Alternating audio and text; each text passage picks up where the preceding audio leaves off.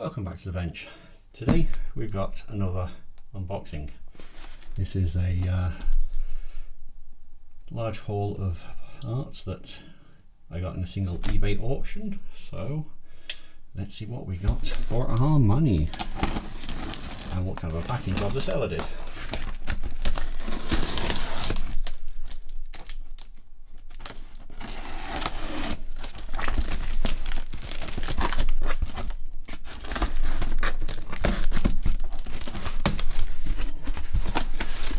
Obligatory newspaper.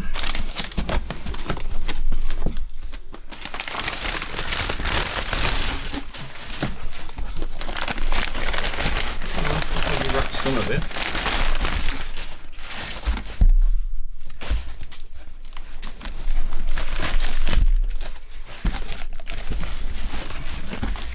Okay. So it's a box full of Commodore goodies.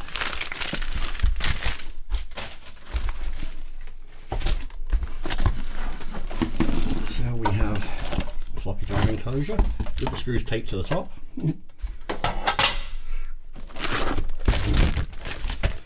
Let's just take everything out and then we'll go through it.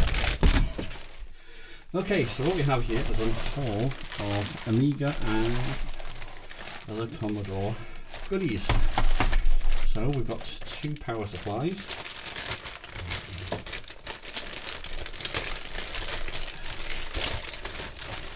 This must be one of the later models because it's lighter than a feather. It's in pretty reasonable condition. It's like got some cable burn. And that's for a 500. So it's the 4.5 amp versions. Oh yeah. Made in West Germany.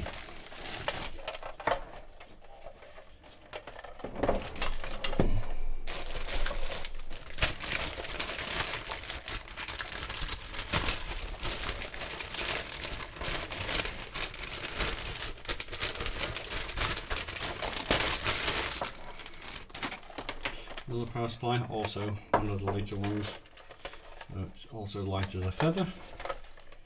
This one has a 1200 written in hand on it, but yeah, clearly it says a 500, and it also is a 4.5 amp version. Okay, and we have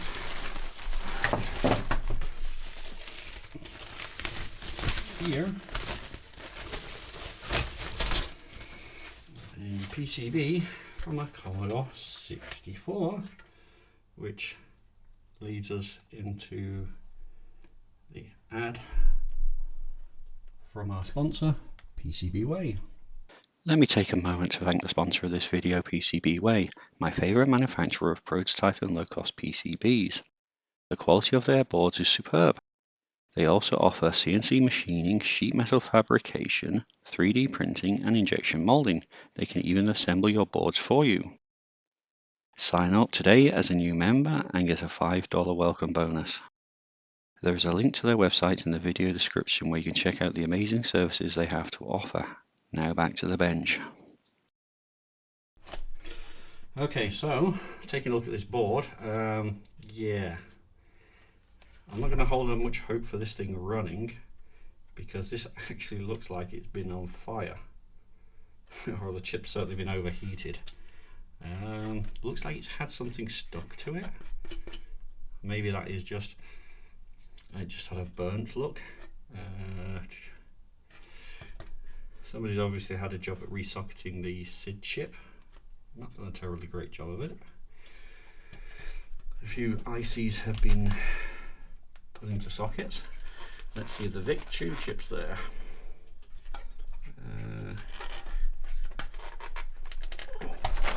Oh, there's nothing to prise off with.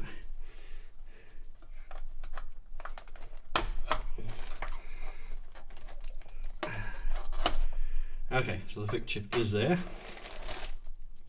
Yeah, but no surprise that the SID's missing. It's got a MOS PLA, so that's probably dead as a dodo. We can test that.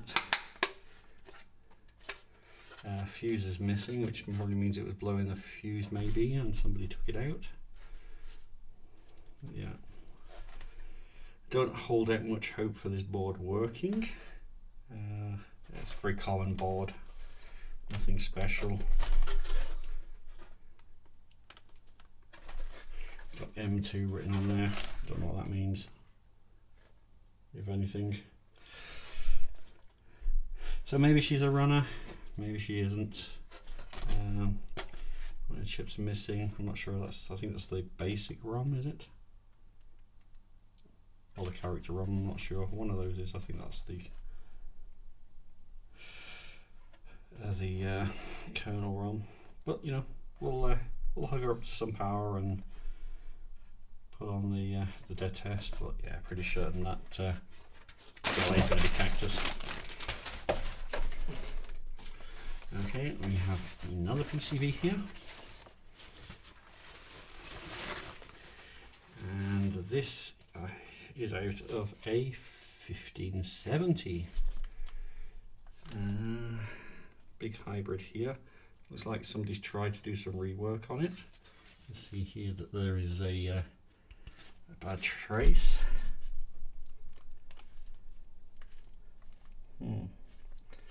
So yeah, this board's probably fried as well. The ROM's missing, that chip's missing, whichever that is.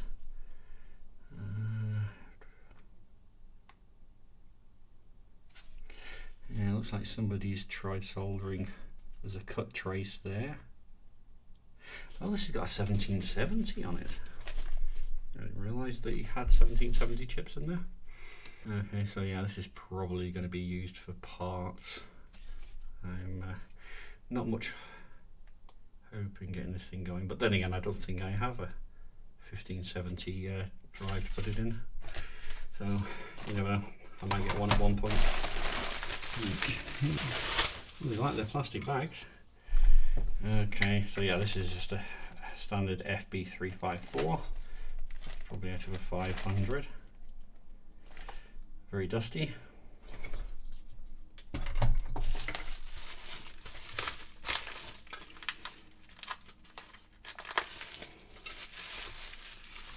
This is another 534, missing the button, but yeah, it looks a hell of a lot cleaner than this one. Oh, this one's still got a disc in it. I missed that. Ah, yeah, it's probably stuck in there. That's a Samsung disc, but this is a PC disc. This is a high density one. So yeah, well, the mechanism does work. So yeah, wonder if there's anything on this. Although there's bits of fluff all over it. Does this one work as well? Yeah. Alright.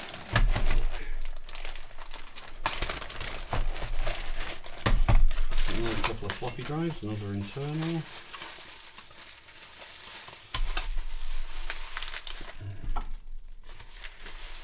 We've still got the data cable and the still connected. Well, the button's a bit, yeah, looks like it's been bashed in at the front. I dare say that can be straightened out. The button isn't actually broken, it's just the metal bracket has been punched in. Let's see, can we get this? Yes, we can get that out. That actually looks quite good. So this is an Epson SMD 300. So I'm wondering if this is out of a 1200 then.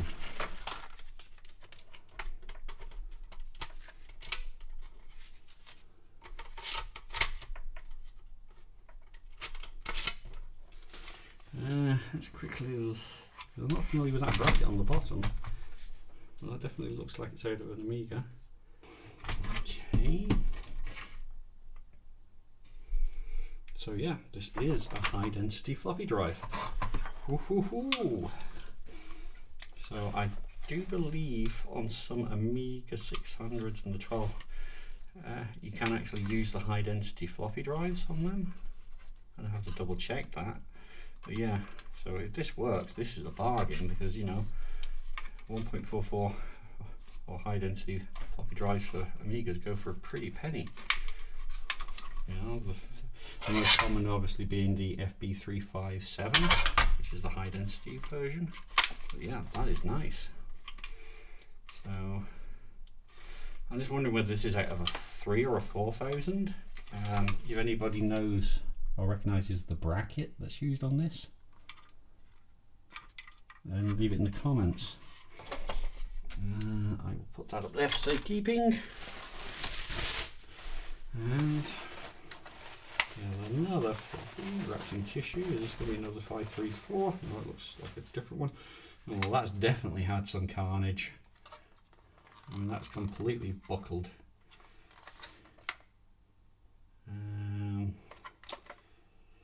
This is a Panasonic drive. So I'm unsure about this one, but yeah, looking at the age of it, I would say this is from maybe a Summer 500 model. Let's see if we can straighten this bit out a bit.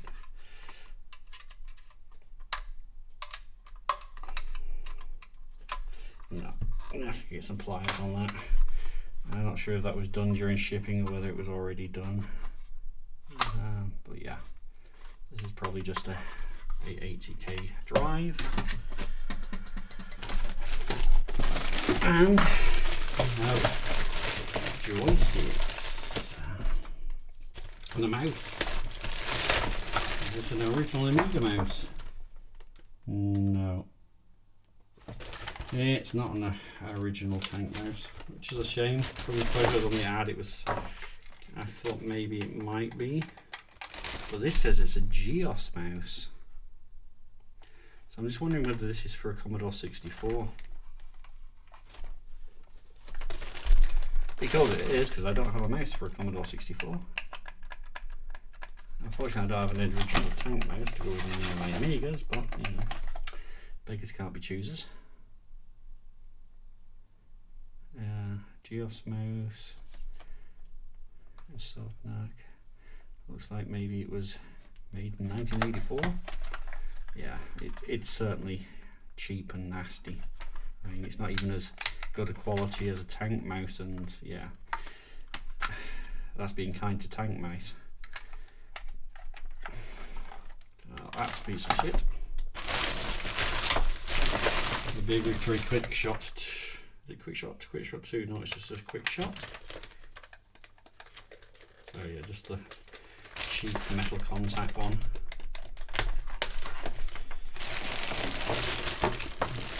Okay, and then yeah, we have a Quick Shot, another Quick Shot, but this is one of those handheld types. You know, I'm not sure how practical it is. It doesn't feel terribly comfortable playing this. But it is a genuine kick shot. ABCD, I'm guessing that's maybe for the system, for different systems. I guess it's supposed to be so you sit there going, yeah. So a couple of joysticks. Obviously, this is the housing for a Amiga floppy. So yeah. Oh good, it's got all the cables inside. So yeah.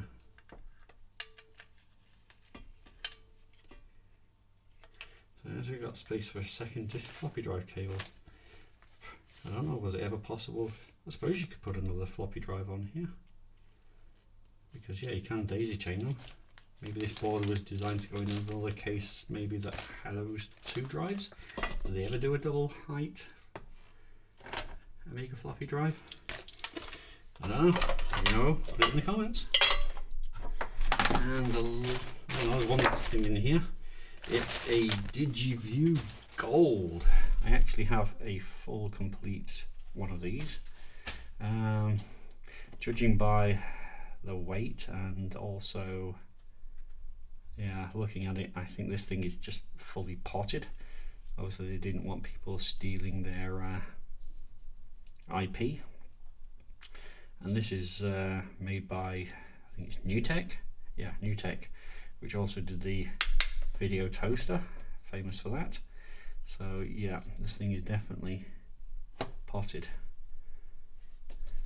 So yeah, they wanted to keep their trade secret's secret, and this is serial number 83,840. I don't know how many of these they made, probably not a huge amount.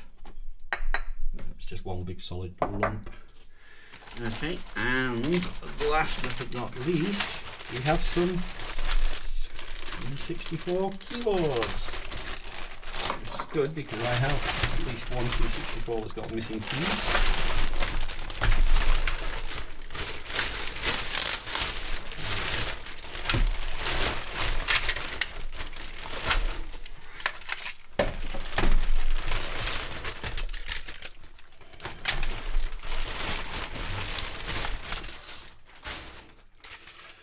Okay, so this is probably off a later C64 because it's got the characters printed on the top and they're not the double shot keys. Although that is off a different keyboard altogether because that has got the writing on the front. Okay, somebody been playing mix and match.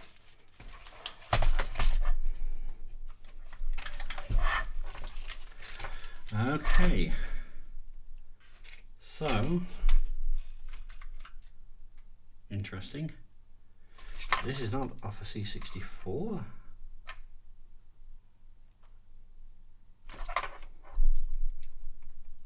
Okay. So what is this off? Because the arrow keys are along here, not down here. Is this off a... Ah, it's a C16 keyboard. Okay, interesting.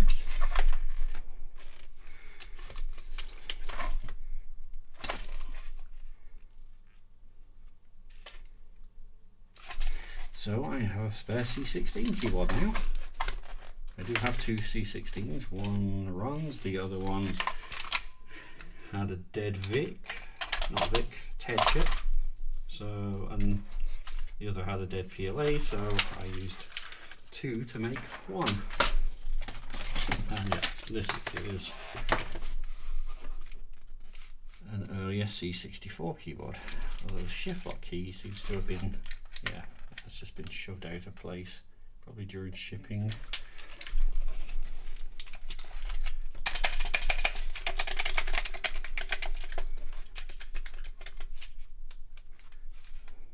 So it's interesting with the C16s that they also put the keys on the printing on the front. Yeah. I suppose that's earlier than this keyboard. Same basic design of the keyboard, slight differences. This one's got a notch out here. Not sure why. So this is our eBay haul. So four internal floppies, an external case, two power supplies, C64 board, a 1750 board. I do have a 1571. I'm not sure if we use the same board, but probably not, or it might have been a slightly different revision. Two joysticks, some crappy GEOS mouse, and this lot I got for an absolute bargain, including shipping. It was like 80 euros. So I know, you know, the power supplies, you know, they usually go, people usually try and sell them for like 30-40 euros a pop. The external drive, usually they come with a drive, but still, yeah, they're asking like 50 euros. For internal drives, they're asking 30-40 euros a pop. Keyboards, yeah, these now I see going for like 35-40 euros each. Yeah, boards for C64s, they're asking like 30-40 euros just for a board these days. Joysticks and the mouse are nothing special. So yeah, going off eBay prices, if I was to buy all these things separately, I'd probably easily be in for like 250 euros. But yeah, I got it for 80 euros including shipping, which was an absolute bargain.